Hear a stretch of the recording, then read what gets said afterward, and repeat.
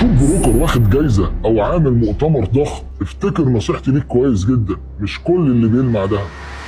لما بتخش على اي موقع بتاع شركه تداول او بروكر بتلاقي صور جوائز كتير ومؤتمرات وقاعات فخمه، فتقول ان الشركه دي عالميه، بس الحقيقه ان كل ده معمول عشان عينك تشوفه وتنبهر، مش علشان خدمتك. كتير جدا من الجوائز دي بتمنح للي بيدفع اكتر، مش بتمنح بناء عن الكفاءه. مواقع بتبيع جوائز وشركات بتنظم مؤتمرات علشان تفيد نفسها، مش علشان تقدم لك محتوى حقيقي. تلاقي البروكر من دول واخد جايزه ان هو افضل تنفيذ والمنصه عنده اصلا بتعلق وقت الاخبار، واحد تاني واخد جايزه خدمه عملاء العام والتذكره بتاعتك عندهم محدش بيرد عليها بقالها اسبوع. والمؤتمرات يا صديقي كانها حفله علاقات عامه، لا هي تعليم ولا هي شفافيه. فمش كل حاجه بتلمع دايما بتكون ذهب، واحيانا الجايزه اللي ابهرتك هي الغلاف اللي متغطي بيه الفخ. فإياك يا صديقي تحكم على البروكر بالشو، احكم عليه بالسحب وبالمنصة وبالدعم الحقيقي وقت ما بتحتاجه. واسأل متداولين حقيقيين شغالين في الشركات دي،